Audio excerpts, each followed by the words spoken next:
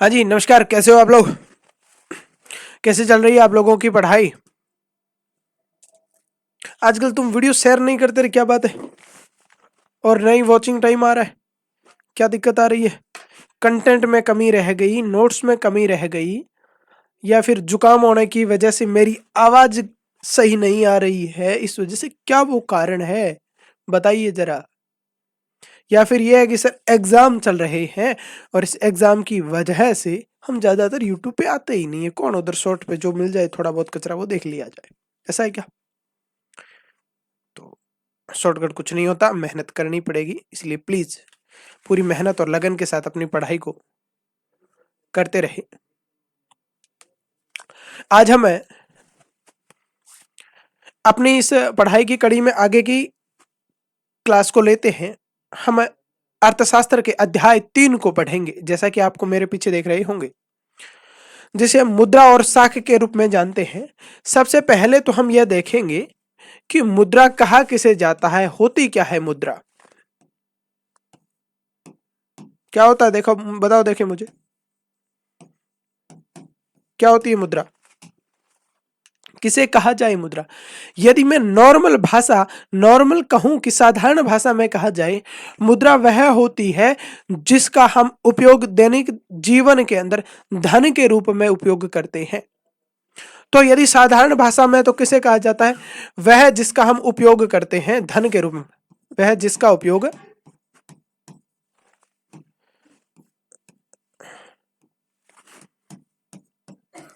धन के रूप में करते हैं,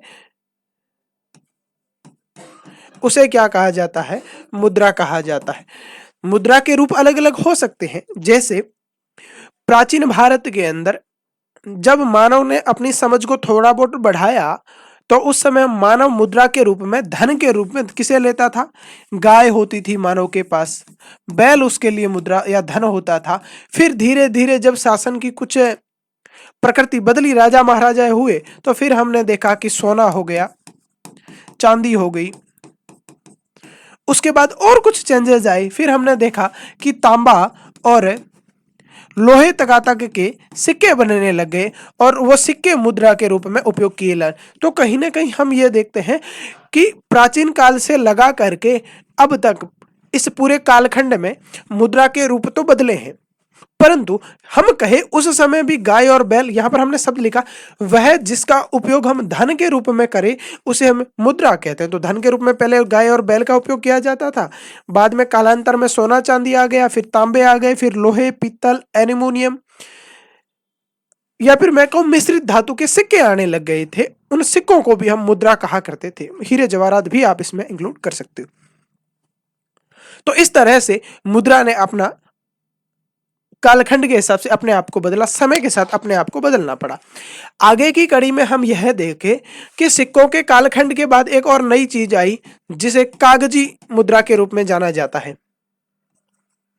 कागज की मुद्रा, पहले मुझे यह बताओ, यदि आपने इतिहास के अध्याय 3 को ठीक से पढ़ा है तो आपको वहां पर याद होगा कि कागज की खोज चीन के अंदर की गई थी। तो धीरे धीरे क्या हुआ, हमारा देश आजाद हुआ, आजाद होने के बाद हमने कागजी मुद्रा में प्रवेश किया, कागज के नोट बनाए जाए। जब शुरुआत के अंदर ये कागज के नोट आए थे ना, तो उसमें लोग यूं कहते थे कि यार इनका कोई उपयोग ही नहीं है, हम इनको क्यों ले। भारत ने जब आरबीआई ने ये जो सिक्कों से कागजी नोटों बनाने शुरू किए, लोग मार्केट में जब उतारे, लोगों ने लेने मना कर दिए थे कि यार इनका खुद का तो कोई उपयोग नहीं है, हम इसको लेकर के क्या करेंगे। जैसे पिछली चर्चा में हमने ये किया था कि भाई गाय कम से कम दूध देती है, तो गाय के रूप में जो धन मानव के पास पुराने समय में हुआ करता था, उसका खुद का भी तो अपना कुछ उपयोग था, गाय दूध देती थी। बैलों को खेतों के अंदर हल जोतने के लिए काम में लिया जा सकता था, सोना और चांदी के गहने बनाए जा सकते थे, तांबे का भी गहने के रूप में उपयोग में लिया जा सकता था, और जो लोहे एल्यूमिनियम पीतल के सिक्के बनाए जाते थे वो भी तो अपने आप में धातु थे, उनका भी बाद में गला करके कुछ तो उपयोग किया जा सकता था। यानी कागजी मुद्रा से पहले जो भी मुद्रा थी उनका अपना कुछ न कुछ उपयोग जरूर था, पर बाद के अंदर जब कागजी मुद्रा में हमने प्रवेश किया तो हमने ये देखा कि इन कागजी मुद्रा का खुद का कोई उपयोग नहीं है, इसीलिए शुरुआती समय में लोगों ने इसे स्वीकार ही नहीं किया। एक बार की कोई ऐसी घटना है कि लोगों मतलब लोग जाते देश आजाद होने के बाद प्रचलित करने, बैंक वाले कहते आजकल जो रुपए है वो सिक्के न मिल करके आपको ये नोट मिलेंगे, लोग लेते ही नहीं, ये कागज क्या करेंगे इसका, कागज लेगा कौन। बाद में धीरे धीरे लोगों को ये समझाया कि इसको आरबीआई ने अथॉरिटी दी है, आरबीआई जो कि भारत का एक प्राधिकरण है, वो इसको मान्यता देता है कि आप जिस किसी मार्केट के अंदर इस मुद्रा को लेकर के जाएंगे, इसे मुद्रा के रूप में, धन के रूप में स्वीकार किया जाएगा। यदि इसे कोई धन के रूप में स्वीकार नहीं करता है तो उस पर कानूनी कार्रवाई की जाएगी। इस तरह से हम देखें कि मुद्रा का किस तरह से कालखंड रहा, उसका इतिहास क्या रहा। हमने पहले देखा मुद्रा क्या होती है, वह जिसका उपयोग धन के रूप में किया जाए। फिर क्या क्या इसके कालखंड थे, पहले गाय और बैल के रूप में उपयोग होता था, बाद में हम धातु के अंदर आ गए, धातु से बाद में हम कागज के रूप में आ गए, और आज तो छोड़िए, हाँ अगर मैं थोड़ा सा आपकी इस चैप्टर से बाहर लेके चलूं तो कागज के अलावा आजकल एक और चीज आई है जिसे हम डिजिटल मुद्रा कहते हैं। डिजिटल करेंसी क्या होती है? डिजिटल करेंसी, आपने बिटकॉइन का नाम सुना होगा। बिटकॉइन अपने आप में एक डिजिटल करेंसी है और भारतीय अर्थशास्त्री एक्सपर्ट का यह मानना है, एक्सपर्ट लोग ये कहते हैं कि आने वाले समय के अंदर आपके सामने जो भौतिक मुद्राएं आपको दिखती है वो होगी ही नहीं, आपके सामने डिजिटल मुद्रा होगी, उसका ट्रांसलेशन करते रहिए, इधर से उधर ट्रांसपोर्ट करिए, अपना काम चलाइए, और फ्यूचर ऐसा ही दिखता है। खैर ये हमारे चैप्टर का हिस्सा नहीं है, हम इस पर ज्यादा डिस्कस नहीं करेंगे। अब हम बात करते हैं यहां पर क्या लिखा है हमने नोट्स के अंदर। लो जी, ये आपके सामने नोट्स का पहला पन्ना।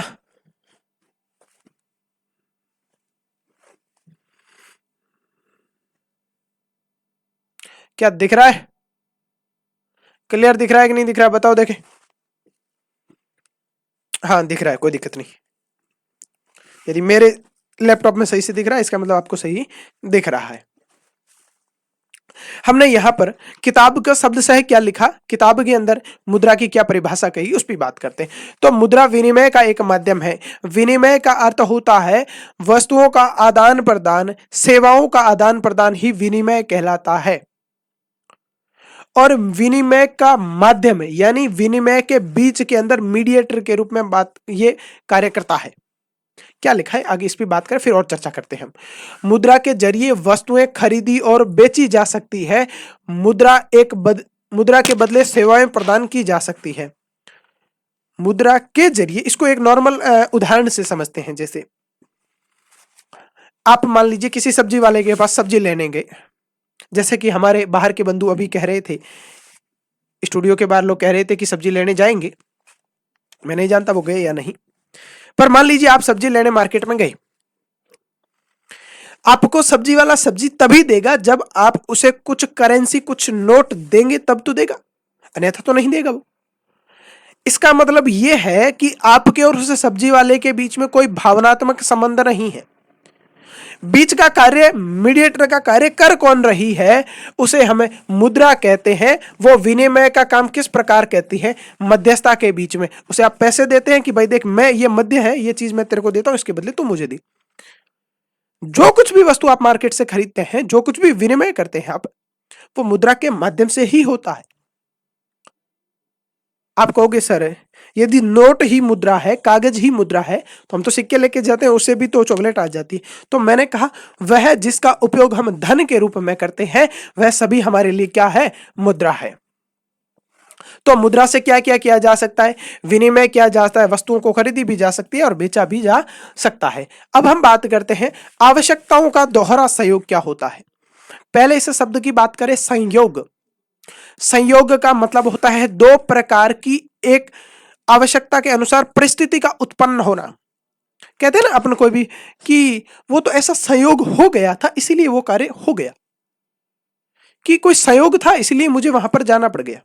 संयोग का अर्थ होता है ऐसी परिस्थिति उत्पन्न हो जाना जिसकी वजह से वो कार्य हो जाए। जैसे मान लीजिए कि मुझे जैसलमेर नहीं जाना था, मेरे किसी मित्र ने मुझे फोन किया कि देख तेरे को चलना ही पड़ेगा, हमारे कुछ काम है और हम घूम के भी आएंगे। तो मैंने कहा यार मेरे को इस काम कि नहीं नहीं चलना ही पड़ेगा। इसका मतलब है कि उन्होंने ऐसी परिस्थिति मेरे लिए उत्पन्न कर दी, ऐसा संयोग उत्पन्न हो गया कि मुझे वहां पर जाना पड़ा, तो उसे कहते हैं संयोग। अब हम बात करते हैं आवश्यकताओं का दोहरा संयोग क्या होता है। जहां मुद्रा का उपयोग किए बिना वस्तुओं का विनिमय करना, आवश्यकताओं का दोहरा सहयोग। यहां एक शब्द आ रहा है दोहरा। दोहरा का मतलब है दो प्रकार की परिस्थिति उत्पन्न होना, दोनों समान परिस्थितियां होना, एक के लिए आवश्यक दूसरे के लिए भी आवश्यक, उसे कहते हैं आवश्यकताओं का दोहरा सहयोग।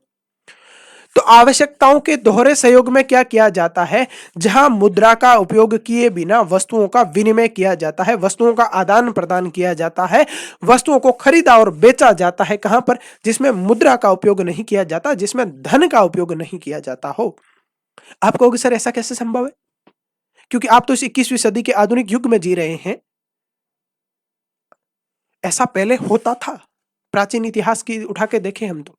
अभी हमने कुछ शब्दों की बात की यहां पर कि गाय को भी प्राचीन काल में एक धन के रूप में देखा जाता था, गाय विनिमय का साधन थी। यहां पर जैसा आपका एक एग्जाम्पल लिया हुआ है, अपन इसको थोड़ा सा साइड में करते हैं, चित्र के माध्यम से इसको समझने का प्रयास हम लोग करेंगे।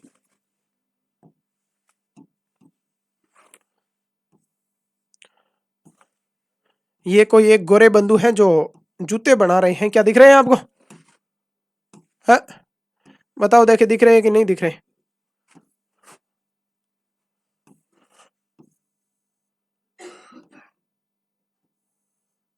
ये लो। अब देखो यहां आवश्यकताओं का दोहरा सहयोग कैसे होगा, इसकी बात समझते हैं। ये कोई जूता बनाने वाले बंधु हैं जो अपने हिसाब से मार्केट के लिए जूते बना रहे हैं, महिलाओं के भी, पुरुषों के भी, बच्चों के भी और बुजुर्गों के भी।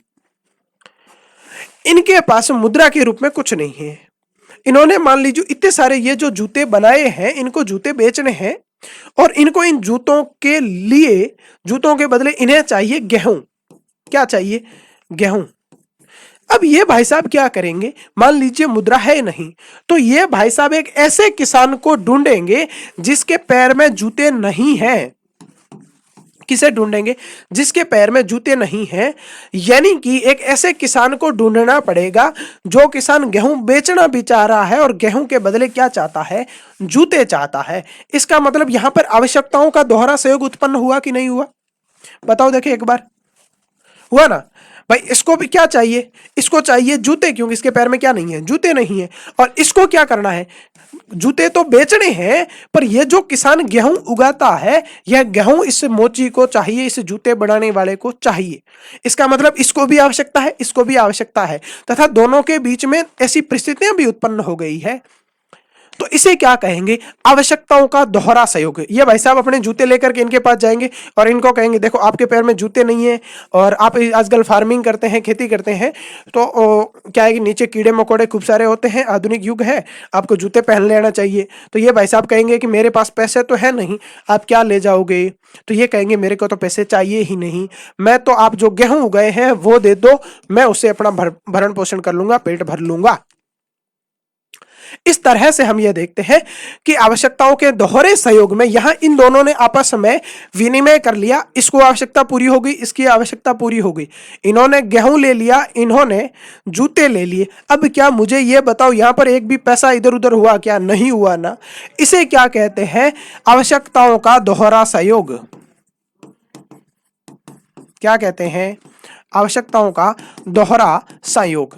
यानी जहां पर विनिमय का वह जहां मुद्रा का उपयोग किए बिना वस्तुओं का विनिमय हो, वस्तुएं खरीदी और बेची जा सके, उसे आवश्यकताओं का दोहरा सहयोग कहते हैं।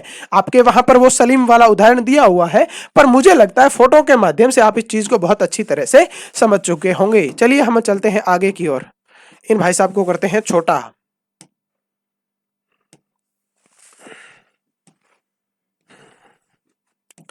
चलिए भाई, अब हमें आपकी जरूरत नहीं है, आप जाइए। देखो यहां भी डिमांड एंड सप्लाई का गेम चल रहा है, जिसकी जरूरत है वो आता है, इसलिए प्लीज दुनिया के अंदर अपनी जरूरत को बनाए रखिए। चलिए आगे चलते हैं हम।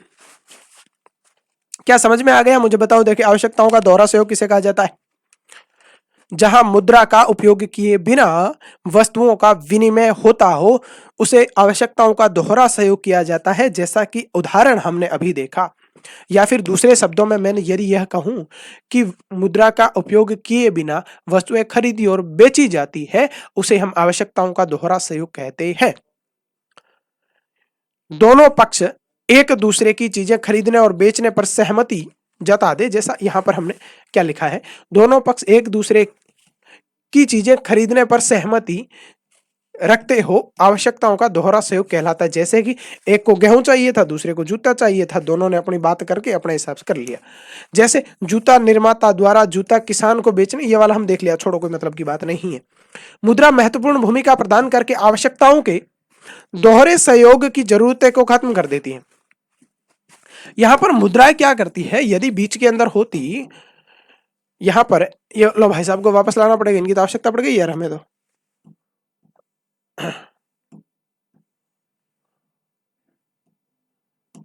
बढ़ जाना भाई, क्या दिक्कत है, गलती हो गई क्या हमसे कोई?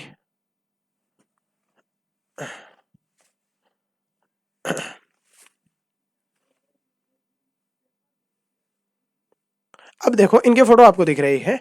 अब यदि इनके बीच में मुद्रा होती तो इन लोगों को आवश्यकताओं के दोहरे सहयोगों को, यानी इस बेचारे जूते बनाने वाले को यह कतई आवश्यकता नहीं पड़ती कि यह ऐसे व्यक्ति को ढूंढे जिसको जूते चाहिए हो और जो गेहूं बेचता हो, क्योंकि ये किसी को भी क्या कर देते हैं, जूते बेच देंगे और मार्केट जाएंगे और मार्केट जाकर के क्या खरीद लेंगे, गेहूं खरीद लेंगे। इस तरह से यदि मुद्रा क्या करती है, आवश्यकताओं के दोहरे सहयोग को खत्म कर देती है।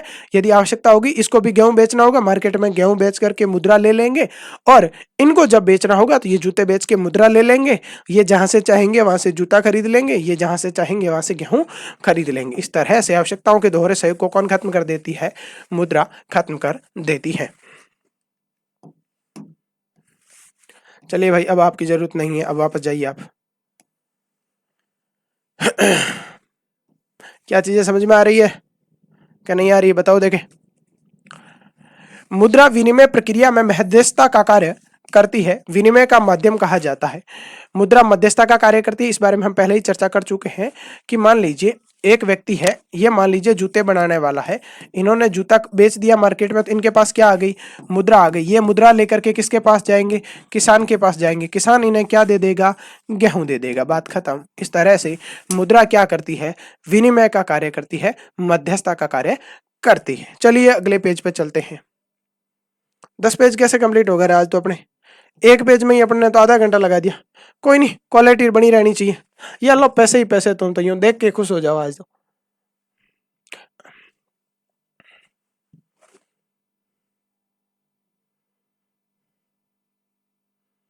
अब हम बात करते हैं मुद्रा के आधुनिक रूप के बारे में कि मुद्रा वर्तमान के अंदर किस किस तरीके की हमारे सामने है।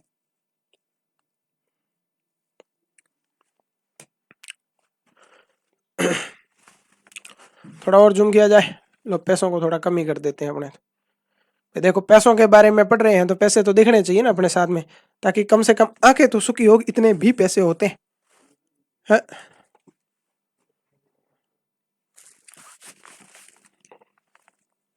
कुछ लोग कहेंगे सर इतनी भी सर्दी नहीं है कि आप इतनी कैप पहन करके, तो देखो भाई सर्दियां बहुत ज्यादा है, स्वास्थ्य भी ठीक नहीं है, जुकाम भी है, साथ ही साथ अभी समय रात को 10 बज चुके हैं, तो सर्दियां तो है। मुद्रा के आधुनिक रूप के बारे में बात करें, जैसा कि हम पहले बात कर चुके हैं कि सिक्कों से पहले मुद्रा के रूप में तरह तरह की चीजें उपयोग में की जाती थी, जैसे कि गाय हो गई, पशु हो गए, जमीन हो गई। इस तरह की जो भी चीजें होती थी वो धन के रूप में उपयोग में की जाती थी। प्राचीन समय से भारत में मुद्रा के रूप में गाय और अनाज का उपयोग किया जाता था। हाँ, अनाज भी उस समय, अनाज के बदले में लोग सामान खरीद लिया करते थे, वस्तुएं खरीद लिया करते थे। तो यहाँ पर वैसी चीजें, हालांकि मैं ये करवा चुका पहले कि सिक्कों से पहले मुद्रा के रूप में तरह तरह की चीजें होती थी, और प्राचीन समय में भारत में मुद्रा के रूप में गाय और अनाज का उपयोग किया जाता था। यदि आप गाय और अनाज के अलावा यदि आप यह कहेंगे कि जमीन का भी उपयोग धन के रूप में किया जा सकता था या किया जाता था, तो भी कतई गलत नहीं है। अब हम बात करते हैं वर्तमान में करेंसी मुद्रा कैसी है। नोट देखे आप लोगों ने क्या नहीं देखे? आधुनिक मुद्रा का कोई उपयोग नहीं है, पहले ही बात कर चुके हैं। इनका फोटो देखो, एक बार देखें। ये जो फोटो आप देख रहे हैं, क्या ये फोटो गाय की तरह आपको, ये नोट आपको गाय की तरह दूध देते हैं क्या? क्या सोने की तरह इनका गहना बनाया जा सकता है क्या इन नोटों का?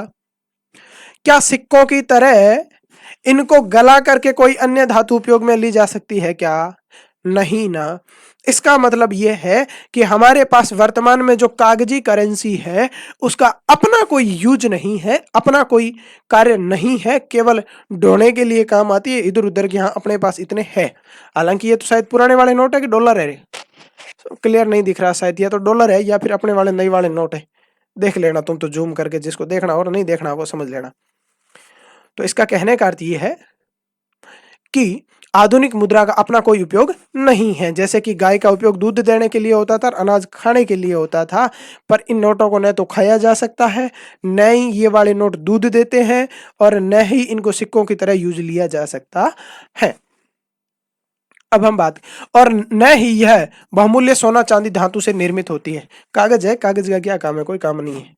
सरकार जिस तरह उस दिन आए थे ना मोदी जी, मैं नरेंद्र मोदी भारत का प्रधानमंत्री, आज रात 8 बजे से भारत के अंदर 500 और 1000 के नोट बंद किए जाते हैं। लोगों के ऊपर से बाल उड़ गए थे। बाद में तो वो कागजी तरह रहे। यदि आप में से भी किसी के घर में पुराने वाले 500 और 1000 के नोट हो गए हैं तो सर्दियां लग रही है, जला करके थोड़ा यूं ताप कर लेना, कोई काम के नहीं। वो कागज है, वो नोट, वो धन तब तक है जब तक उसको रिजर्व बैंक ने यह कह रखा है कि इसको धन के रूप में उपयोग में लिया जा सकता है। और यदि इस नोटों को, जिसको रिजर्व बैंक ने कह दिया है, रिजर्व बैंक ने साइन करके उसको अधिकृत कर दिया है उन नोटों को, यदि भारत के अंदर उसको धन के रूप में कोई स्वीकार करने से मना करता है तो उस पर कानूनी कार्रवाई की जा सकती है। अब कोई ये मत बोल देना कि सर कौन सी धारा के तहत कानूनी कार्रवाई की जा सकती है। तो धारा तो आजकल क्या है कि अमित शाह ने कल ही चेंज की है, तो मुझे खुद को ही नहीं पता, और ज्यादातर तो वकील साहब को भी नहीं पता होगा, क्योंकि कल ही तो चेंज की है अमित शाह ने। वो आते हैं कभी भी कुछ भी करके चले जाते हैं, फिर हमें इधर मेहनत करती है। खैर, जो भी कर रहे हैं अच्छा ही कर रहे हैं। देश को गुलामी की बेड़ियों से बचाने का जो कार्य अब किया जा रहा है, मुझे लगता है वो आज से 75 साल पहले कर दिया जाना चाहिए था, पर दुर्भाग्यवश ऐसा कार्य नहीं हुआ है। परंतु वर्तमान में ऐसी स्थिति हो रही है जो देश के लिए सुखद है। चलिए जी, आगे हमने और क्या लिखा है उस पर भी चर्चा कर लेते हैं। क्या है भाई, तुम क्यों नहीं नाराज, क्यों है?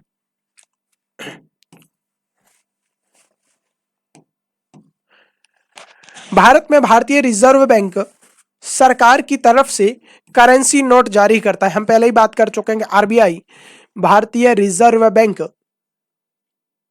नोट जारी करता है सरकार की तरफ से, वित्त मंत्रालय की ओर से। और आपको बता दूं कि उन नोटों पर ध्यान से देखेंगे तो लिखा होगा, मैं गवर्नर, कोई भी हो जिसका नाम होगा, धारक को 500 रुपए अदा करता हूं। इसका मतलब है कि भारत सरकार का कोई एक अधिकारी, कोई एक प्राधिकृत अधिकारी जो कि उसके लिए अधिकृत है, वो यह कह रहा है कि इन नोटों का उपयोग किया जा सकता है, इसको धन के रूप में स्वीकार किया जा सकता है। यदि कोई मना करता है तो भारतीय कानून के तहत इस पर कार्रवाई की जानी चाहिए। इसका मतलब मुझे यह बताओ कि भारत के अंदर नोट किसकी तरफ से जारी किए जाते हैं? तो किसकी तरफ से जारी किए जाते हैं? आरबीआई की तरफ से जारी किए जाते हैं, भारतीय रिजर्व बैंक। इसकी स्थापना 1935 में भारतीय अधिनियम कानून 1935 के तहत की गई थी। हालांकि 1935 में कानून आया था, 1937 के अंदर इसकी स्थापना कर दी। साथ में कोई याद रखो तो रख लेना। चलिए आगे चलते हैं।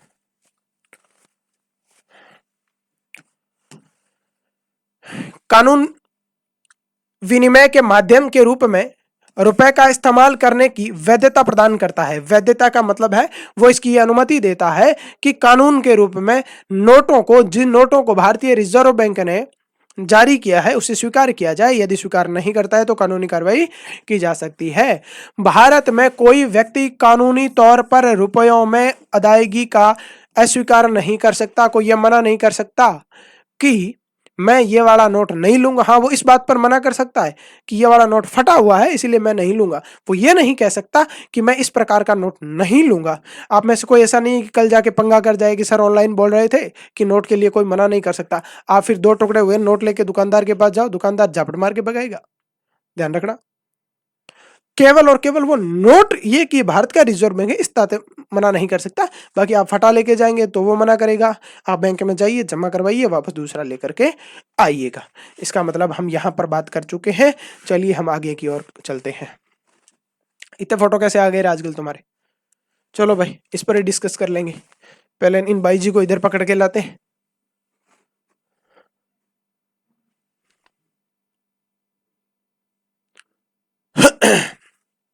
क्लियर दिख रहा है? बताओ देखिए एक बार।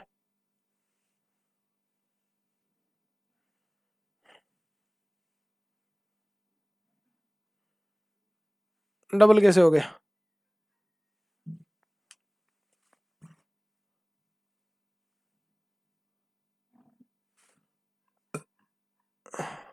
ये लो।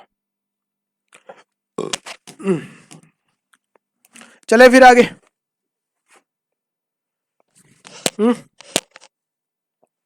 बैंकों में निक्षेप, बैंकों में जमा क्या चीज होती है? जमा पूंजी या बैंक में जमा क्या होता है? वैसे तो आप सभी आजकल के इस टेक्नोलॉजी के युग में सबको ही पता होगा कि बैंकों में पैसे जमा कैसे किए जाते हैं।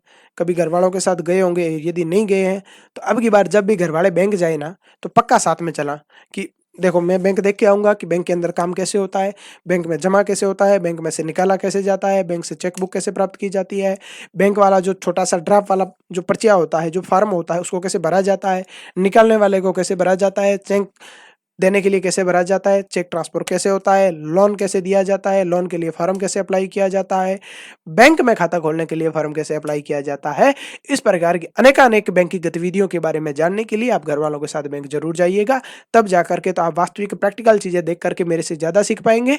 अन्यथा मैं इधर बोल रहा हूँ, आप सुन रहे हैं, कल और भूल जाएंगे। चलिए आगे चलते हैं। लोग मुद्रा को बैंक में निक्षेप के रूप में जमा करते हैं। एक डिपोजिशन की भाई मुद्रा वहां पर रहेगी। यहां पर निक्षेप का अर्थ समझा जाए जमा, भाई है ना। निक्षेप का अर्थ ही जमा होता है, इंग्लिश में उसे डिपोजिशन कहते हैं। तो ये वाला थोड़ा ध्यान रहे, क्योंकि ये वाली जो शब्द ही तो है वही तो आपको मरवाते हैं। बाकी मुझे नहीं लगता है आपको पढ़ाने की आवश्यकता है। जिस प्रकार हनुमान जी को उड़ना आता तो था पर वो भूल गए थे, उस प्रकार आपको पढ़ना आता तो है पर आप भूल गए हैं। मैं तो केवल आपके लिए एक जामंत जी की तरह कार्य कर रहा हूं, बाकी आपको करना तो खुद को ही पड़ेगा। चलिए क्या लिखा है यहां पर। तो लोग मुद्रा को, धन को किसके, बैंक में जमा करने के रूप में रखते हैं। बैंक वालों को तो केवल ये देने के लिए रखते हैं कि भाई देख हमारे घर में कोई चोरी वोरी नहीं हो जाए, इधर उधर फटफुट नहीं जाए नोट, इसलिए तुम एक काम करो, ये हमारे पास जो जितना धन है, जितनी मुद्रा है, जितने नोट है, ये तुम अपने पास रखो। जब भी हम तुम्हें वापस लेंगे तो तुम हमें ब्याज के थ्रू वापस दे देना। इस तरह बैंक वालों को क्या मुद्रा को किसके रूप में देते हैं? हम केवल जमा करने के लिए, स्टोर करने के लिए कि तुम अपने पास रखो, हम जब चाहेंगे तब तुमसे वापस मांग लेंगे, तब तक तुम हमारे नोटों को अपने पास रखो। बैंक ये लो, मैं एसबीआई का फोटो निकाल के लेके आया। इधर ये तमिल में लिखा है कि कन्नड़ में लिखा है, देख के बताना रे। बैंकों में अपने नाम से खाता खोलकर जमा करा देते हैं। सबसे पहले, अच्छा इसको चलो अपने एक नॉर्मल भाषा में समझते हैं। यहां से एक फोटो पकड़ते हैं बैंक वाले का।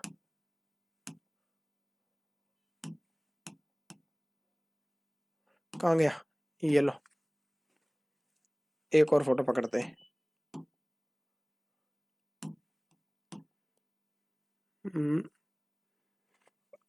इनका पकड़ लेते हैं, चलो इनको इधर रखते हैं। एक और लेते हैं ताकि इसको हम बैंक के पूरे सिस्टम को समझते हैं आज।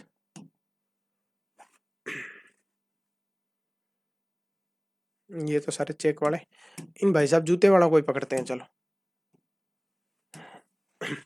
अब देखते हैं बैंक कैसे काम करता है। ये बैंक आपके सामने आपको दिख रहा है, एसबीआई का फोटो आपको सामने दिख रहा है। अब मान लीजिए कि इनके पास खूब सारा पैसा है। बैंक के पूरे सिस्टम को समझते हैं अभी, है ना।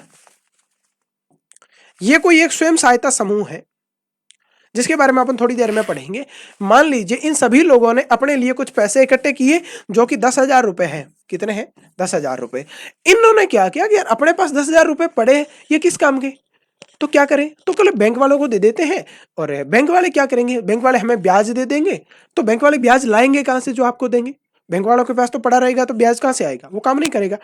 तो ये क्या करते हैं, ये अपने 10,000 रुपए लेकर के जाते हैं और बैंक में क्या करवा देते हैं, जमा करवा देते हैं। बैंक वाला इनको कहता है कि भाई साहब आप एक काम करना, 4 महीने या 4 साल बाद में आना, मैं आपको 5% के इंटरेस्ट रेट पर, यानी महीने के आप जितना मुझे देंगे, सॉरी साल का, 5 महीने तो साल का मैं आपको 60% ज्यादा पैसे दे दूंगा, यानी आप जितना यहाँ जमा करवाएंगे उस हिसाब से।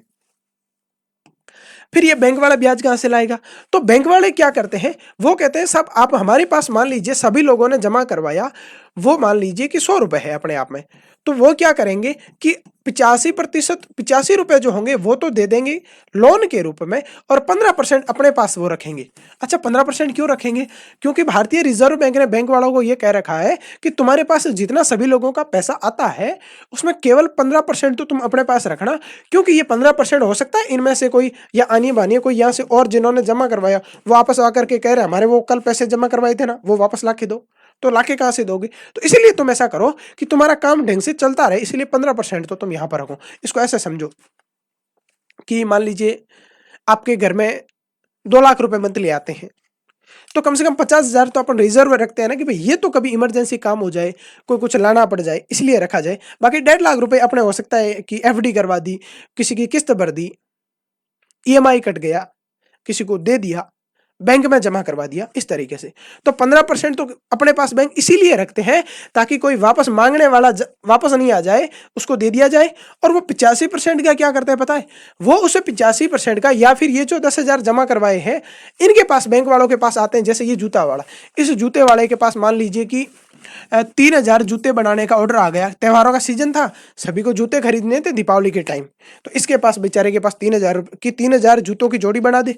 अब ये कहेगा यार मेरे पास तो चमड़ा भी खरीदने के लिए नहीं है, चमड़े को चिपकाने के लिए गोंद भी नहीं है, लेबर भी लगेगी, लाइट का बिल भी ज्यादा आएगा, इतने तो पैसे भी नहीं है, क्या करे? ये दौड़ा दौड़ा बैंक के पास गया, बैंक वालों को कहा कि भाई साहब एक काम करो, आप मुझे है ना 1 लाख रुपए का लोन दे दो, मैं आपको 2 महीने बाद वापस चुका दूंगा।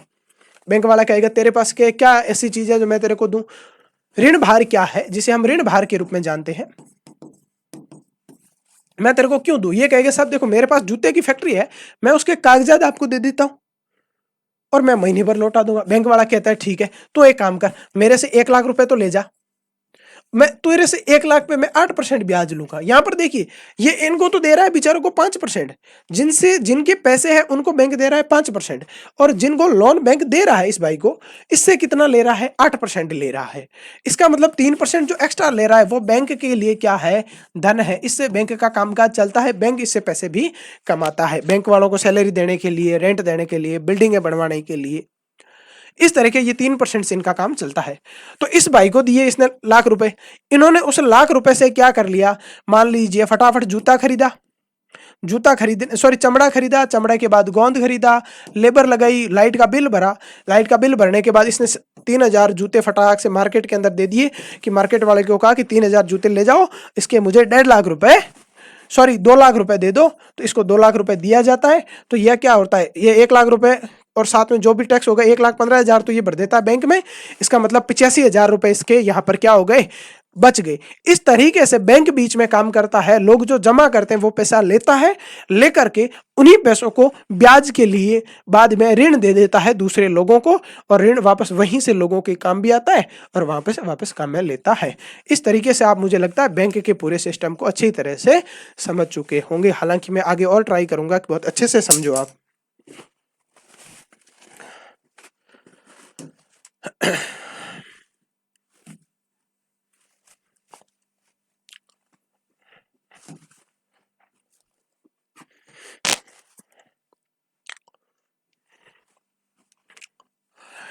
अब बात करते हैं यहां हमने क्या लिखा है। बैंकों में अपने नाम से खाता खोलकर जमा करा सकते हैं। तभी हमने अभी बात की कि ये भाई साहब जाएंगे अपने नाम का खाता खुलवाएंगे, और खाता खुलवाने के बाद ही तो इन्होंने अपना खाता खुलवाया बैंक में, और खाता खुलवाने के बाद इनको अपना खाता मिल गया, एक नंबर मिल गया, इस नंबर पे इतने खाते।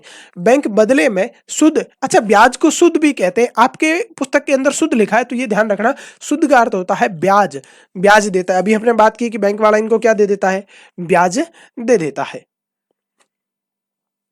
आवश्यकता अनुसार धन निकाला भी जा सकता है। तभी मैंने कहा कि वो 15% जो बैंक के पास रिजर्व होते हैं पैसे, वो क्या करते हैं, कोई आवश्यकता पड़ गई, इमरजेंसी में आ गया कि बैंक वालों, हाँ कि कल मैंने वो तुम्हारे उधर 2 महीने पहले लाख रुपए जमा करवाए थे ना, हाँ करवाए तो उसमें से 50,000 यार मुझे वापस दो। बैंक वाले कहेंगे यार वो तो हमने ब्याज के रूप में लोगों को दे दिया, आपको नहीं देंगे। तो वो कहेंगे तुम्हारा दिमाग खराब हो रखा है। इसीलिए क्या करते हैं कि बैंक अपने पास 15% रुपए रखता है कि यदि ऐसा कोई इमरजेंसी वाला आ जाए तो उनको पैसे देता है, जिससे बैंक का काम चलता रहे। और 85% लोन के रूप में बैंक क्या करता है, लोगों को पैसे दे देता है। बैंक खातों में जमा धन को मांग के जरिए निकाला जा सकता है। भाई जो बैंक में हमने जो पैसे जमा करवाए उसकी मांग करेंगे तभी तो बैंक देगा हमें, इसलिए उसे क्या कहा जाता है, जमा मांग या फिर मांग जमा भी कहा जाता है। कि भाई हम मांग करते हैं कि हमारे पास जो पैसे हमारे जमा तुम्हारे बैंक में है वो हमें वापस कर दिए जाए, इसे क्या कहेंगे, मांग जमा। अब हम बात करते हैं चेक के बारे में कि चेक क्या होता है। क्या होता है चेक, घर में देखा है क्या? जिसने नहीं देखा, क्लास खत्म होने के बाद घर में जाएंगे, मम्मी से पापा से पूछेंगे कि आपकी चेकबुक कौन सी, बताओ देखे। चेक भी हमें देखना चाहिए। मेरे कहने का अर्थ है कि जो कुछ भी हम रियल प्रैक्टिकल चीजें कर सकते हैं वो की जानी चाहिए, ताकि बहुत ज्यादा अनुभव के साथ अच्छी चीजें लॉन्ग टर्म तक हमारे दिमाग में रहे। अन्यथा पढ़ने से चीजें कम रहती हैं। तभी तो कहते हैं कि जीवन के यदि समझना हो तो हमें ज्यादा से ज्यादा भ्रमण करना चाहिए, घूमना चाहिए, जिससे आप दुनिया से वास्तविक रूप से रूबरू हो सके। चलिए हम चेक की बात करते हैं। चेक एक ऐसी कागज है, एक ऐसा कागज है जो बैंक को किसी व्यक्ति के खाते से चेक पर लिखे नाम के व्यक्ति के दूसरे खाते को एक खास रकम भुगतान करने का आदेश देता है। छोड़िए इसको, मैं बताता हूं। यहां पर इस फोटो के सामने देखिए आप, वो वाला एक बार भूल दीजिए। मान लीजिए कि ये जो भाई साहब हैं, जो पाजी सरदार जी इधर खड़े हैं, इन पाजी के 50,000 रुपए ले रखे थे इन्होंने। किन से? इन भाई साहब से ले रखे थे। ये जो लाल पगड़ी, जो इस शर्ट वाले भाई साहब हैं, इनसे इन्होंने 50,000 रुपए ले रखे थे। अब इन्होंने कहा यार मेरे पास तो रोकड़ रुपए है नहीं, मैं तुम्हें कैसे दूं? तो पाजी ने कहा चेक दे दो मनु। तो इन्होंने कहा यार चेक मेरे को तो आता नहीं है, कैसे भरे? तो ये इन दोनों को पकड़ के लेके आए कि आप है ना एक काम करो, चेक भरो। तो इन्होंने क्या किया, ये चेक भर गया। यहां पर क्या होता है ये देखो, चेक एक ऐसा कागज है, कागज ही तो है जो बैंक को, ये जो बैंक यहां पर है, इस बैंक के अंदर इनका भी खाता है। किनका? इन भाई साहब का खाता है। ये जो ये जिन्होंने पैसे दे रहे हैं, जो पहले लिया था, इनका खाता कहां पर है? इस एसबीआई बैंक के अंदर है। फिर ये क्या करेंगे कि इसके अंदर लिखेंगे, इस चेक के अंदर, कि भाई देखो मैं बलवीर सिंह, जो कि आपके बैंक के अंदर एक खाता धारक हूं, यानी मेरा खाता आपके बैंक में है, और मैं, मेरे पास ये जो मेरे खाता नंबर है, इसमें से आप 50,000 रुपए काट लो। और काटने के बाद मैं इस चेक पर एक आदेश लिखता हूं, एक एड्रेस लिखता हूं जो कि इनका है, इन भाई साहब के बैंक का एड्रेस है, वो चेक पे लिखता हूं, मेरे खाते से काट करके इनके खाते में ट्रांसफर कर दो, क्योंकि मैंने इनसे पहले 50,000 रुपए लिए थे। इस तरह से चेक काम करता। अब इसको पढ़ो वापस, देखो चेक एक ऐसा कागज है, कागज ये, जो बैंक को एक व्यक्ति के खाते से, किसके खाते से? इस भाई साहब के खाते से काटेंगे, खाते से चेक पर लिखे, दूसरे चेक पर एड्रेस किसका लिखा हुआ है? इन भाई साहब का लिखा हुआ है। दूसरे व्यक्ति के खास रकम 50,000 रकम फिक्स रकम है, क्योंकि इन्होंने 50,000 ही देने हैं। तो आदेश देता है बैंक वालों को, यह कहता है कि बैंक वालों मेरे खाते से तुम 50,000 रुपए काट लो और काट करके इन भाई साहब के खाते में ट्रांसलेट कर लो। ये मैं आदेश देता हूं क्योंकि मेरे खाते के अंदर आपके बैंक में इतने रुपए जमा पहले से है। इस तरह कैसे चेक काम करता है। तो मुझे बताओ, देखिए एक बार बोलो, चेक किसे कहता है? चेक एक ऐसा कागज है जो बैंक को, किसको? जो बैंक को किसी व्यक्ति के खाते से चेक पर लिखे नाम के किसी दूसरे व्यक्ति के खाते में भुगतान करने का आदेश देता है।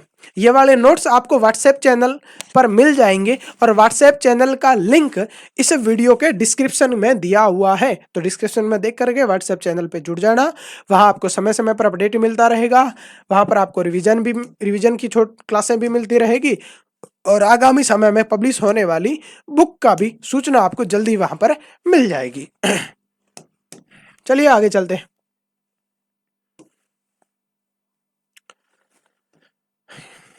मैं सोच रहा था एक क्लास के अंदर ये चैप्टर पूरा हो जाएगा, पर ऐसा लग नहीं रहा है। चलो जितना चले, 1 घंटा 1.5 घंटा 2 घंटा जितना चल सके चलाएंगे अपना।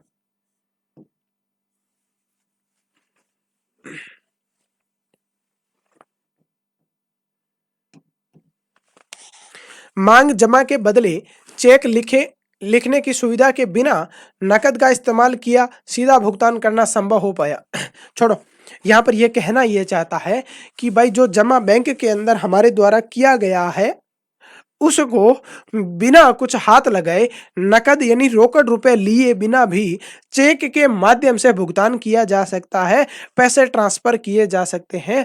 नहीं तो आपके मान लीजिए चेक की सुविधा नहीं होती तो आप भी जो पैसा आप में मांग रहा है, मान लीजिए ये भाई साहब है, ये दोनों बैंक जाते ये भाई साहब जो खड़े हैं ये पहले बैंक से पैसे निकालने के बाद फिर इनको रोकड़ पकड़ाते, फिर ये लेकर के घर जाते, फिर जाकर के अपने वाले बैंक में जमा करवाते। इस तरह इतना सारा झंझट होता। इससे अच्छा हुआ कि बैंक के अंदर क्या हुआ, सीधा भुगतान कर दिया जाता, अपने हाथ में रोकड़ भले नहीं आई। अब हम बात करते हैं वापस बैंक की गतिविधियों की। हालांकि मैं बात कर चुका हूं अभी थोड़ी इस पूरे के पूरे नोट्स पेज की, फिर भी बैंक जमा करता है उसकी हम बात कर चुके हैं अभी थोड़ी देर पहले इस वीडियो में। इस वाले स्लाइड में किया था, कौन सी स्लाइड कहाँ गई रे, ये वाली स्लाइड में। फिर भी यहां क्या लिखा है,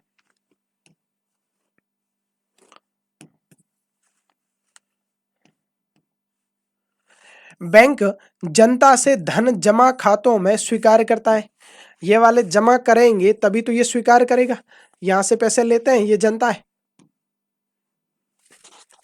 कुल जमा को 15% बैंक अपने पास नकद रखता है। मान लीजिए कि 10,000 लोगों ने मिल करके खाते के अंदर 20,000 करोड़ रुपए जमा करवाए, तो इसका 15% बैंक अपने पास रखेगा इस 20,000 करोड़ का, बाकी जो बच जाएगा वो लोगों को लोन के रूप में दे देगा। कुल जमा, क्योंकि जमाकर्ता द्वारा धन निकालने पर दिया जा सके, वो 15% बैंक अपने पास इसीलिए रखता है ताकि कोई वापस मांगने आ जाए तो टाइम पे उनको दे दिया जाए, नहीं तो लोग गालियां निकालेंगे और हो सकता है बैंक मैनेजर को जूते भी मार के चले जाए, है ना। अब तक तो हमने बात की बैंक केवल जमा करता है और वापस देता है, उसके अलावा बैंक का दूसरा काम भी क्या है उस पर भी चर्चा करते हैं। इसमें इतने फोटो कैसे आ गए, कितने बचे, अच्छा खूब सारे पड़े, कोई नहीं करते हैं। चलो इन भाई जी को पकड़ के इधर लाया जाए, फिर थोड़ी देर के लिए उधर ही डाला जाए ना, पहले इनकी चर्चा करते हैं अपन।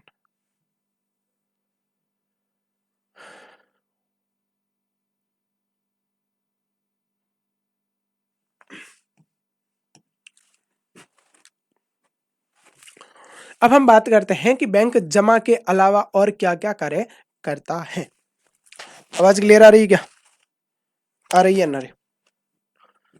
तो बैंक जमा के अलावा बैंक लोन भी तो देता है, ब्याज भी तो देता है, तभी तो हम कहते हैं कि हमारा ईएमआई आ गया, चेक का टाइम आ गया, लोन की किस्त आ गई। इस तरीके से इसका मतलब किस्त आती कैसे, जब हमने लोन लिया तभी तो बैंक क्या करता है, अभी हमने थोड़ी देर पहले और भी बात की थी कि बैंक जमा के अलावा, पैसे लेन देन के अलावा लोगों को ऋण भी देता है, लोन भी देता है। किस तरीके से देता है उसकी बात हम यहाँ पर करते हैं।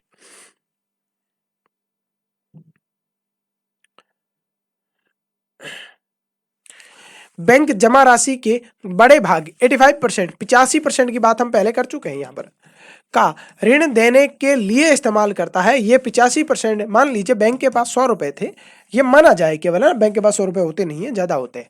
तो वो क्या करेगा, 85 रुपए तो कहेगा कि भाई तुम लोन पे ले जाओ, जिसको लोन लेना है वो ले जाओ, 15 रुपए हमारे पास रहेंगे, क्योंकि कोई यदि ये कल आ गया कि मुझे तो 1 रुपए कल जमा करवाया था वो वापस दिया जाए, उन लोगों को दिया जा सके, बैंक का काम चलता रहे, लेने देने वाले आते जाते रहे, इसके लिए 15% अपने पास रखेंगे और 85% क्या करेंगे, वापस लोन के रूप में आगे दे दिया जाएगा। बैंक जिनके पास अतिरिक्त राशि है, जिनके पास अतिरिक्त राशि है, यानी अतिरिक्त राशि किसके पास होगी, जो जमा करवाने आएगा उसके पास एक्स्ट्रा राशि है, तभी तो वो बैंक वालों को जमा करवाने आता है। नहीं तो आपके मेरे जैसे के पास ज्यादा पैसे ही नहीं हो तो बैंक में जमा करवाने क्या जाए। हम तो ये देख रहे हैं कि भाई बैंक 10-20 लाख का लोन देते तो एक आधी स्टूडियो और बनवा ले।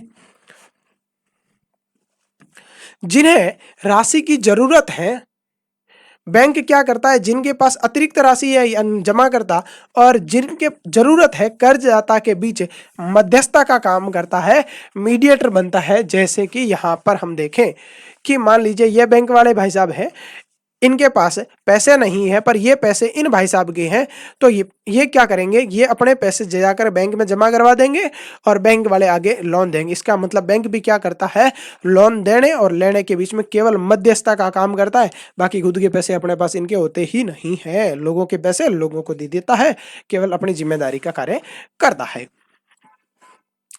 बैंक। क्या यहाँ ये वाली लाइन समझ में आ गई क्या? छोड़ो इसको, देखो एक बार वापस पढ़ते हैं अपन कि बैंक जमा राशि के बड़े भाग को ऋण के रूप में देते हैं। तो बैंक ऋण के रूप में दे देता है। जमा करता कौन है, जिसके पास अतिरिक्त राशि होती है। लोन लेता कौन है, जिसको लोन लेने की आवश्यकता होती है। तो बैंक वाला पीछे अपने में खड़े रहता है। मान लीजिए इधर वाले ये कहता है कि सुरेश आप मेरे पास खूब सारी जो पैसे हैं वो आप रख लो, मैं रख लेता हूँ। कोई दूसरा आता है, यार मेरे को तो ब्याज पे दे देता, तो मैं कहूँगा ये पकड़ इतने ब्याज पे, इसको मैं कहूँगा कि तेरे को 5% ब्याज दूंगा, इसको मैं कहूँगा कि तेरे को मैं 8% तेरे से ब्याज लूंगा। तो 3% की अपने क्या हो गई, अतिरिक्त आय भी हो गई और मीडिएटर का काम कर दिया। तो मीडिएटर आप कहोगे सर आपको क्यों देंगे, मेरे को तो भाई कोई नहीं देगा, पर बैंक वालों को तो देंगे, क्योंकि बैंक जो होते हैं वो एक विश्वसनीय संस्थान होती है, वो भारतीय कानून के नियमों के अनुसार कार्य करती है। यदि वो जमाकर्ता को वापस पैसे नहीं देता है तो हम आरबीआई में अपील भी कर सकते हैं। इसके माध्यम से हम ये देखते हैं कि नियमों से बंधे हुए बैंक लोन देते भी हैं और जमा राशि लेते भी हैं। बैंक जमा पर ब्याज तो जो ब्याज देता है उससे ज्यादा ब्याज लेता है। अभी मैंने बात की कि मान लीजिए जो जमा करवा रहे हैं उसको तो देंगे 5% की, भाई तू इतना 10,000 रुपये दे रहा है तो तेरे को हम 10,000 पर केवल कितना देंगे, तेरे को हम 5% ब्याज देंगे। और जो व्यक्ति लोन लेके जा रहा है उसको कहेंगे तेरे को 10,000 रुपये चाहिए ना, तो तू हमें 8% का ब्याज देगा, तब तो हम तेरे को लोन देंगे, अन्यथा लोन नहीं देंगे। क्योंकि हमें 3% एक्स्ट्रा इसीलिए देना है क्योंकि हम यहाँ पर बैठे हैं, तो हमारे खर्चे भी तो होते हैं, वो भी तो निकालने होते हैं, हमें भी तो कमाने होते हैं। इस तरीके से बैंक कमाता है। अच्छा ये कुछ बना क्या?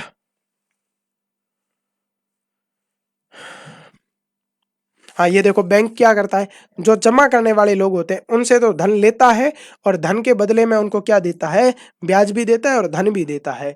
और जो कर्जदार है, जो कर्ज लेने वाले हैं उनको ऋण देता है, उनसे ब्याज लेता है। इस तरीके से बैंक कार्य करता है।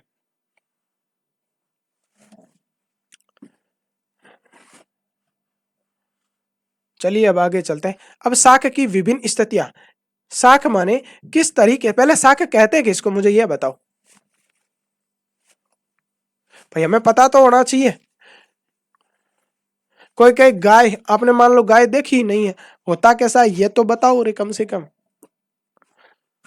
जैसे शुरुआत में हम गांव से जब शहर में आए तो लोगों ने कहा पिज्जा और बर्गर खाया जाए, मैकडी जैसा भी कुछ होता है। हमने कहा ये होता क्या है बताओ तो सही, नाम तो बता रहे हो। उस तरीके से आपको पता चल रहा है कि साख होता है, पर हमें यह तो पता होना चाहिए साख है क्या चीज, नाम से थोड़ी पता चलता है। चलिए अपन बात करते हैं क्या होता है साख। साख एक तरह का समझौता होता है जिसके तहत ऋणदाता उधारकर्ता को धनराशि, वस्तु और सेवाएं आश्वस्त पर उधार देता है। साख एक ऐसा समझौता है जिस समझौते के तहत जो ऋण देने वाला है वो ऋण लेने वाले को या तो धन देगा या सेवा देगा। आश्वस्त पर देता है कि वह भविष्य में इसका क्या कर देगा, भुगतान कर देगा, वापस पैसे दे दिए जाएंगे। इसके लिए उसे कहा जाता है साख। एक बार यहां पर हमने क्या लिखा, वापस पढ़ते हैं। साख एक ऐसा समझौता जिसके तहत ऋणदाता उधारकर्ता, यहां पर ऋण लेने वाला भी लिख सकते हैं ना, धनराशि, वस्तु और सेवाएं इस आश्वासन पर उधार देता है कि वह भविष्य में इसका भुगतान भुगतान कर देंगे। जैसे यहां पर कुछ एग्जाम्पल्स लिखे हैं हमने।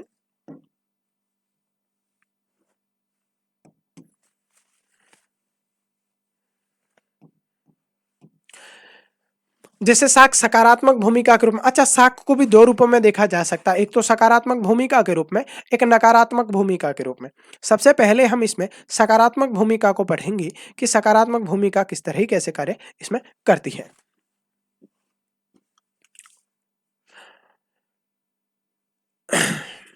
अच्छा ये वो वाला है क्या?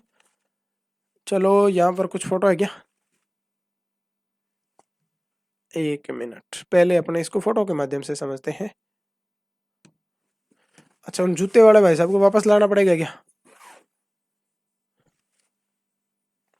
चलो ले आते हैं, और तो क्या है।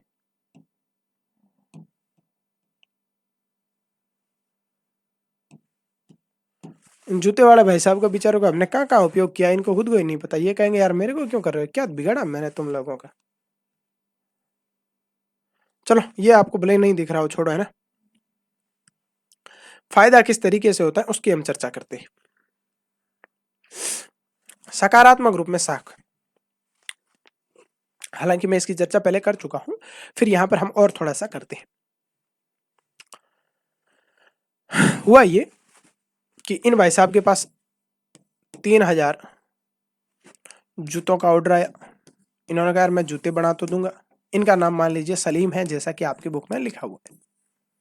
पर 3,000 जूते बनाने के लिए इनके पास इतना धन नहीं है, क्यों खरीदने के लिए चमड़ा चाहिए, गोंद चाहिए, मजदूर चाहिए, लाइट का बिल भी भरना है, रूम की रेंट भी देनी है, सारी चीजें हैं।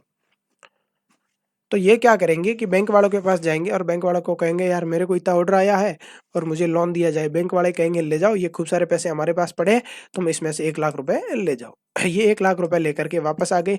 वापस आने के बाद इन्होंने क्या किया कि वो 1 लाख रुपए में से कुछ से तो उन्होंने चमड़ा खरीदा,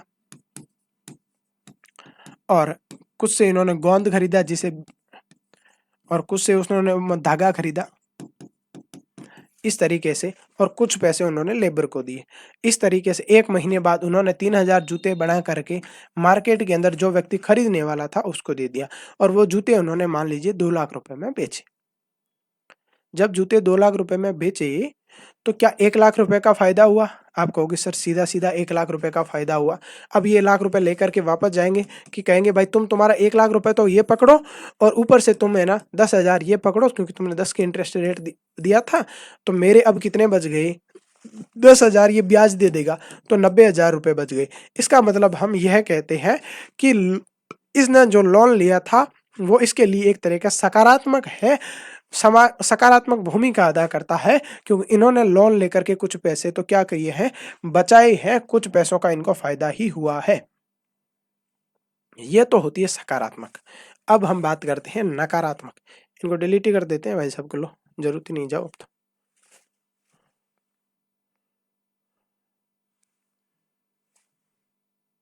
अच्छा ये लो,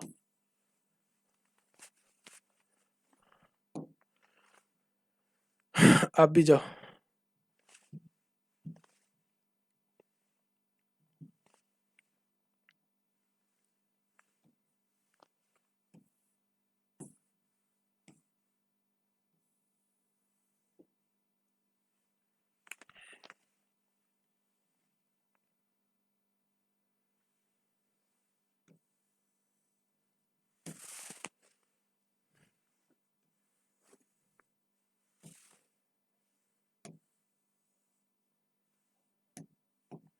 दिख रहा है सही से? दिख रहा है, चलो ठीक है। सलीम को ज़्यादा जूते बनाने का आदेश मिला, जैसा कि हमने अभी देखा। ज़्यादा लोगों को काम लगाया, भाई ज़्यादा जूते बनाने तो ज़्यादा काम लगाना पड़ेगा, चमड़ा भी ज़्यादा मंगवाया बेचारे ने, और गोंद भी ज़्यादा मंगवाया। बाद में भुगतान करने पर वादा किया, बाद में उसने कहा कि लोगों को पैसे दे दूंगा, और उसके बाद उसके साथ क्या हुआ, महीने में, हालांकि ये समझ चुके, केवल यहाँ पर पढ़ लेते हैं अपन, तो जो लिखा है वो। क्या दिक्कत है भाई तेरे।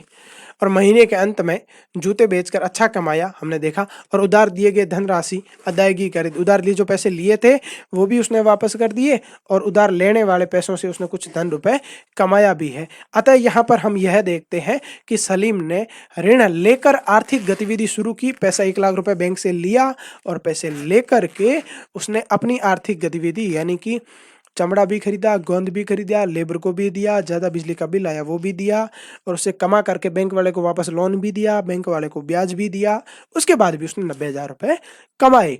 तो इसका मतलब है कि कहीं ना कहीं आर्थिक गतिविधि करते हुए लोन से भी उसने पैसे कमाए। इस प्रकार ऋण एक महत्वपूर्ण और सकारात्मक भूमिका भी निभाता है। जैसे जिस स्टूडियो के अंदर मैं आपको पढ़ा रहा हूँ, ये भी हमारा सारा लोन लेकर के ही बनाया हुआ है। यदि इस पे लगातार मेहनत करेंगे तो हम इसे लोन लिए हुए से पैसे कमाएंगे भी, लोन की वापस भी देंगे, और कुछ लाभ भी हमें लॉन्ग समय के लिए होगा। आप कहोगे सर अभी तो ज़्यादा सब्सक्राइबर भी नहीं हुए, महीने हो गए 2, कैसे लोन दोगे। तो देखो भाई, दे देंगे धीरे धीरे, आज नहीं तो कल देंगे। एक चैनल तो हमारा है नहीं, और भी चैनल चलते हैं। खैर ये बात हमें बताने लायक नहीं होनी चाहिए, कोई बात नहीं, बता दी। तुम भी तो अपने परिवार के लोग हो, तुम भी तो हमारे ब्रांड एम्बेसडर हो, क्या फर्क पड़ता है। चलिए आगे चलते हैं।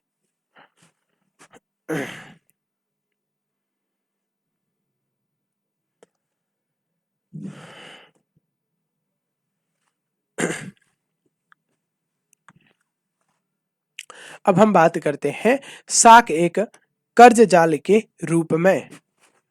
दिखता नहीं है रे क्या ठीक से, ऐसे कैसे हो सकता है।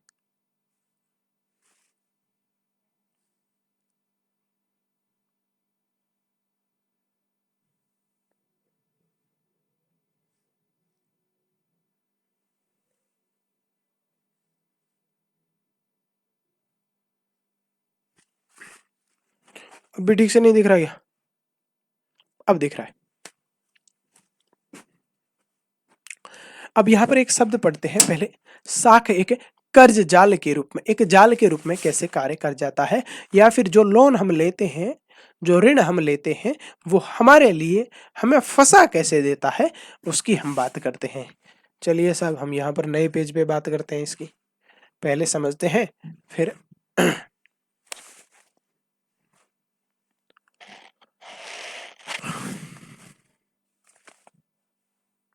लो, इन भाई साहब को वापस से हम काम में लेते हैं। आप कहोगे सर फोटो आप ले आए 5 और इनका यूज कर रहे हो 20 फोटो की तरह, तो क्या पर करना तो पड़ेगा, ताकि आप भी समझ सको ठीक से। अब देखो, एक ऋण जाल के रूप में, अच्छा ये बैंक आ गया क्या, बैंक तो इनको लोन देगा नहीं, चलो बैंक को तो डिलीट करना पड़ेगा।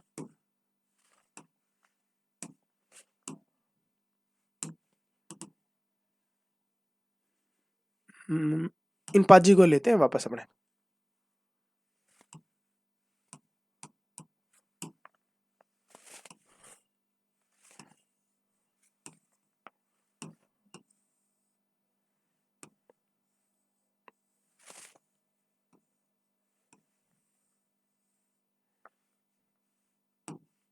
अब देखो, ऋण जाल के रूप में साख जो है किस तरीके से काम करता है, केवल चीजों को समझना आप है ना। ये जो किसान है, जिनके पैर में जूता भी नहीं है, न ही इनके पास कोई आधुनिक टेक्नोलॉजी है, न इनके पास ट्रैक्टर है, न इनके पास हाइब्रिड बीज है, फिर भी ये अपनी जमीन को जोत रहे हैं। इनके पास पैसे भी नहीं है, तो इन्होंने कहा कि यार ऐसे तो अपनी खेती ज्यादा बढ़ नहीं रही है, एक काम करते हैं अपन, जो है हाइब्रिड बीज ले आते हैं, हाइब्रिड सीड ले आते हैं। तो ये क्या करते हैं, बीज तो यार अपने पास पैसे ही नहीं है, तो कुछ कहते सब है ना, हमारी खेती कम होती है, इसलिए हमें क्या करना चाहिए, कीटनाशक का उपयोग करना चाहिए। क्या करना चाहिए, कीटनाशक का। तो एक तो इन्होंने कहा चलो मार्केट से और क्या लाना है, कि सब बीज लाने हैं, और क्या लाना है, कीटनाशक लाना है, और क्या लाना है, उन्होंने कहा उर्वरक लानी है, खाद भी तो ले आएंगे, ताकि क्या होगा। तो इसने कहा पैसे ही नहीं है, लाएंगे कैसे। तो ये क्या करते हैं, ये मान लीजिए ये साहूकार है, यहाँ पर साहूकार माने जो पैसे उधार देते हैं गांव के अंदर, ग्रामीण एरिया के अंदर। इन साहूकार के पास गए ये किसान, और इन्होंने जाकर के कहा कि महोदय, आप मुझे 10,000 रुपये उधार दे दीजिए, और आप जब 10,000 रुपये उधार देंगे तो मैं उससे बीज, कीटनाशक, खाद खरीद लूंगा, और जब हमारी फसल अच्छी हो जाएगी तो मैं फसल बेच के आपको रुपए वापस दे दूंगा। इन महोदय ने कहा ठीक है, तुम एक काम करो, ले जाओ 10,000 रुपये। तो ये 10,000 रुपये लेकर के चले गए मार्केट, और मार्केट जाकर के इन्होंने बीज, कीटनाशक और उर्वरक खरीदा। इन्हें आशा थी कि भाई जिस मूंगफली की फसल मैं बो रहा हूं वो अच्छी होगी, तो हम मार्केट में बेच के इनको पैसे दे देंगे। पर भगवान ने कुछ बुरा किया और इनकी किस्मत खराब थी, उसमें बारिश या तो हुई नहीं या ज्यादा हो गई, जिसकी वजह से मूंगफली जिसको इन्होंने उगाया था वो अब हुई नहीं। वो अब क्या हो गई, जो फसल इन्होंने उगाई थी इस किसान महोदय ने, वो क्या हो गई, नष्ट हो गई, खराब हो गई।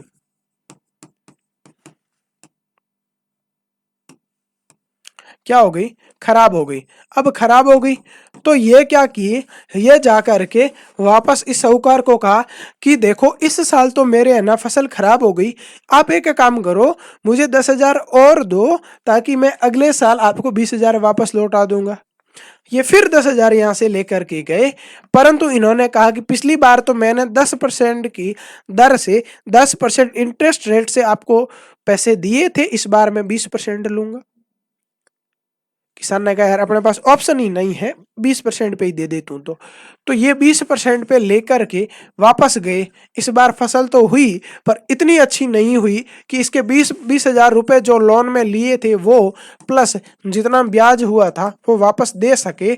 इसीलिए फिर धीरे धीरे क्या हुआ कि पैसे बहुत ज़्यादा हो गए, तो किसान बेचारे को क्या करना पड़ा, इन्होंने इस साहूकार ने कहा कि या तो तू टाइम पे पैसे दे या मैं तेरी जमीन जब्त कर लूंगा। किसान बेचारे ने अपनी जमीन का आधा टुकड़ा बेच करके इस साहूकार को ये वाले पैसे वापस किए, तब जा करके इस साहूकार से इस किसान का पीछा छूटा। इस तरह से हमने देखा कि उधर सलीम ने तो पैसे कमाए, यहाँ पर इस किसान ने पैसे गवाए, अपनी जमीन गवाई, यानी इसके लिए हानि हो गई। तो यहाँ पर हम देखते हैं कि कहीं कहीं पर क्या हो जाता है, ऋण जो लेते हैं वो एक जाल के रूप में हमें फंसा देता है, जिससे बाहर आसानी से नहीं निकला जा सकता है। क्या यहाँ पर ये स्टोरी समझ में आ गई क्या, मुझे बताओ। देखिए आगे आगे चले, क्या क्या लिखा है उसकी हम बात करते हैं।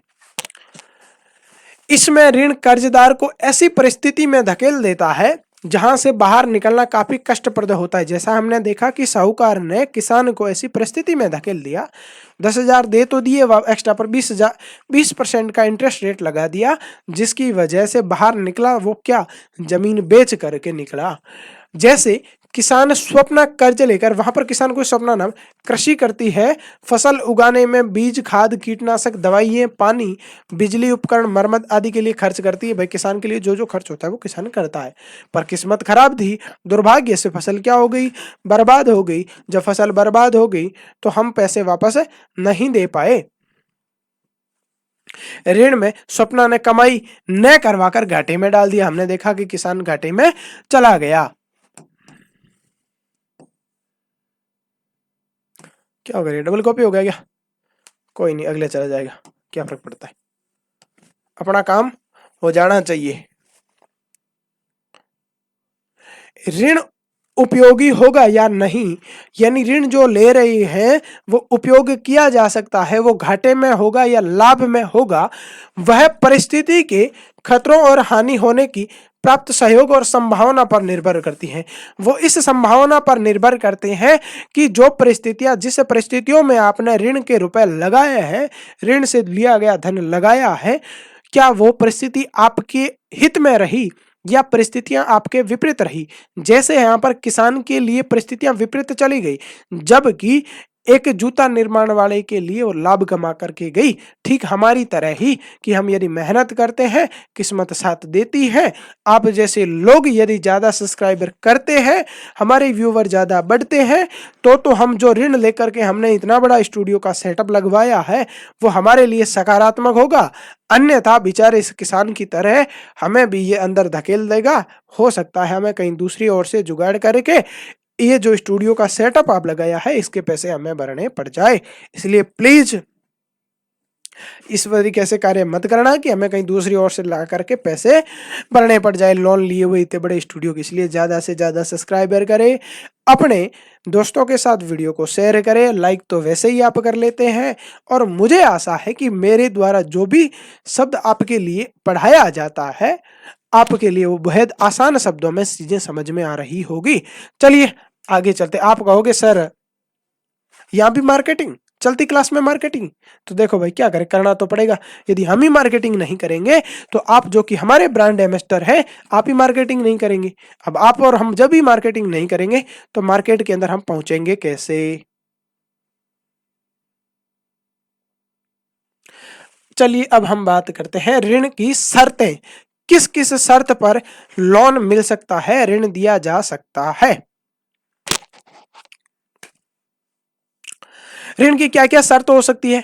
पहली, आप किसी की मान लीजिए कि लोन लेने गए तो वो क्या पूछेगा आपसे, यही कि भाई आप किस दर पे लेने जाओगे, इंटरेस्ट रेट क्या होगी। सबसे पहले आप यही पूछोगे ना कि भाई आप लोन तो दोगे पर किस दर से दोगे, ताकि हम आपको दर क्या होती है, रेट क्या होती है, ये आप साइंस में अरे मैथ में अच्छी तरह से पढ़ चुके हैं। सबसे पहले हम यही पूछेंगे कि भाई तुम ये बताओ कि ब्याज की दर क्या होगी, तो हम आपसे ज्यादा होगी तो नहीं लेंगे, कम होगी तो देंगे। दूसरी बात, जिससे आप ऋण लोगे वो आपसे यह पूछेगा कि भाई आप बताओ आपके पास ऋणाधार क्या है। ऋण आधार का मतलब है कि मैं आपको पैसे दे दूंगा पर उसके बदले में गिरवी रखने के लिए समर्थक ऋण आधार का मतलब होता है गिरवी रखने वाली वस्तु।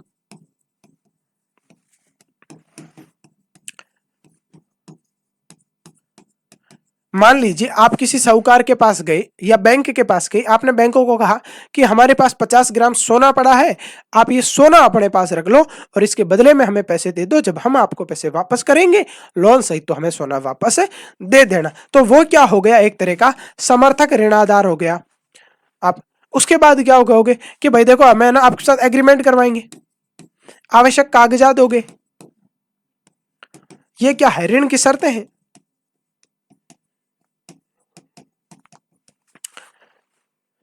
और आपसे ये भी पूछोगे ना बैंक साहूकार से कि आप रोकड़ देंगे, रोकड़ माने हाथ में सीधे देंगे या फिर बैंक से देंगे या फिर चेक देंगे, किस तरीके से आप हमें पैसे देंगे, यानी कि भुगतान किस तरीके से करेंगे, वह भी ऋण की शर्तें हैं।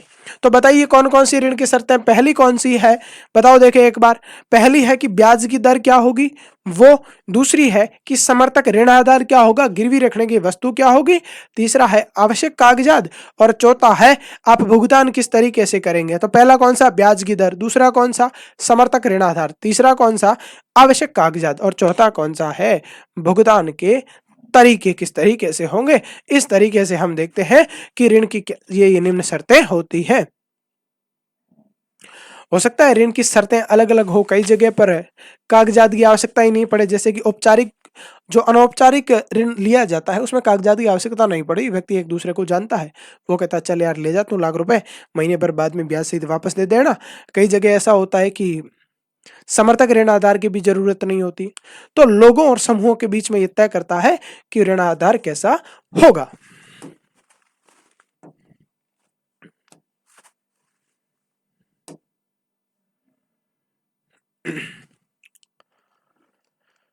तो क्या क्या होता है, ब्याज की दरें, समर्थक ऋण आधार, आवश्यक कागजात, भुगतान के तरीके और ऋण की शर्तें विभिन्न व्यक्तियों और समूहों के लिए अलग अलग हो सकती है। समूह यह तय करते हैं कि किसके लिए कितनी जरूर क्या क्या शर्तें हो। अब हम बात करते हैं कि समर्थक ऋण आधार क्या होता है, हालांकि मैं बता चुका हूं पहले, फिर भी यहां जो लिखा है उसकी हम चर्चाएं करते हैं।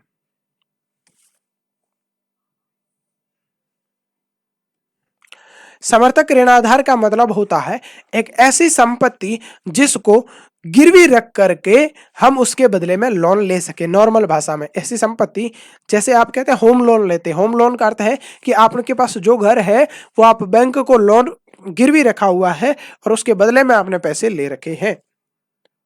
यदि आप पैसे नहीं भरते हैं तो बैंक वाले आएंगे और आपके घर से आपको बाहर भगाएंगे और बैंक आपके घर पर अधिकार कर लेंगे।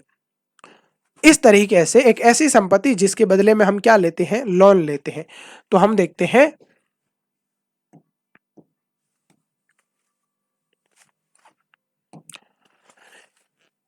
समर्थक ऋण आधार ऐसी संपत्ति जिसका मालिक कर्जदार होता है। कर्जदार मतलब कर्ज लेने वाला।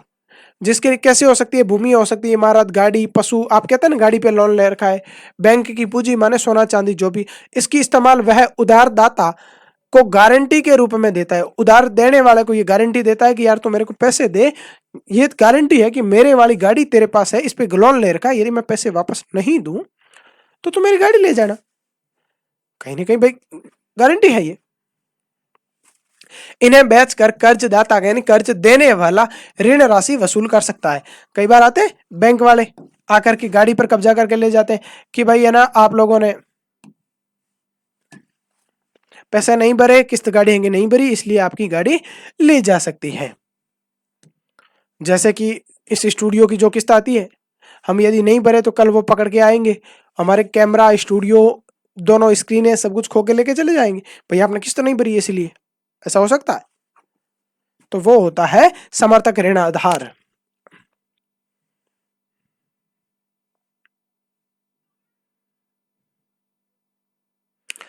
अब बात करते हैं भारत में औपचारिक ऋण आधार, औपचारिक और अनौपचारिक प्रकार की। तो औपचारिक क्षेत्र में ऋण आधार किसे कहा, पहले तो औपचारिक और अनौपचारिक को समझे ना, इसको छोड़ो, चलो अपन इसको समझते हैं पहले।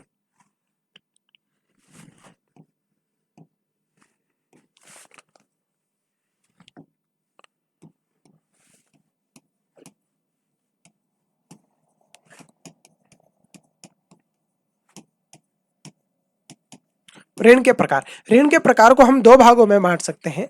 एक तो होता है औपचारिक ऋण आधार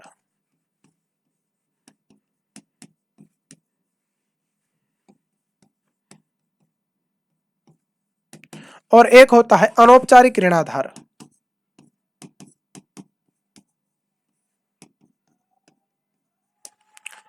औपचारिक का अर्थ क्या होता है, जिसकी फॉर्मेलिटीज, इंग्लिश में यदि मैं कहूं तो फॉर्मल और इनफॉर्मल।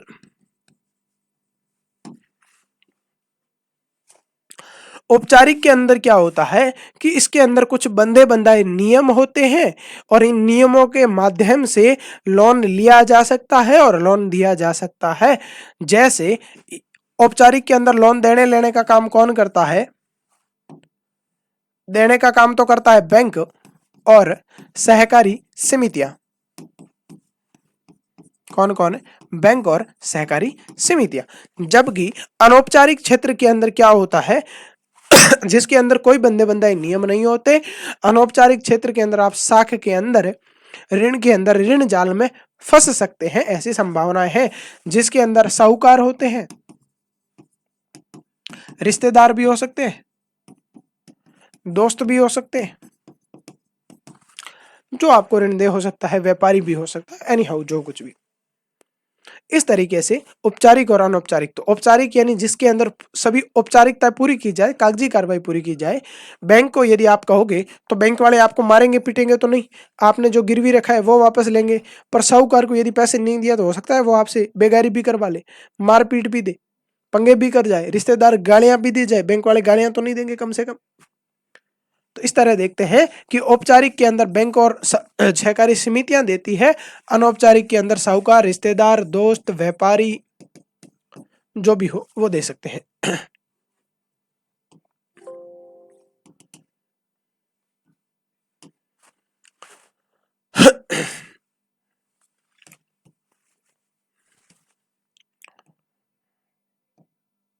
तो हम देखते हैं कि विभिन्न प्रकार के ऋण दो प्रकार के भारत में हो सकते हैं। औपचारिक जिसमें बैंक और सहकारिता हो, और अनौपचारिक क्षेत्र के अंदर साहूकार, व्यापारी, मालिक और रिश्तेदार ये हो सकते हैं। चलिए आगे चलते हैं जी।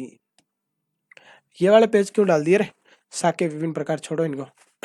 अब बात करते हैं औपचारिक क्षेत्र की विशेषताएं क्या क्या हो सकती हैं, या फिर चलिए बहुत बहुत धन्यवाद आपका। आगे की क्लास हम अगली क्लास के अंदर करते हैं, क्योंकि ये क्लास 1 घंटा के आसपास, 1 घंटा 15 मिनट की हो गई है। आगे क्लास लेते हैं। बहुत बहुत धन्यवाद।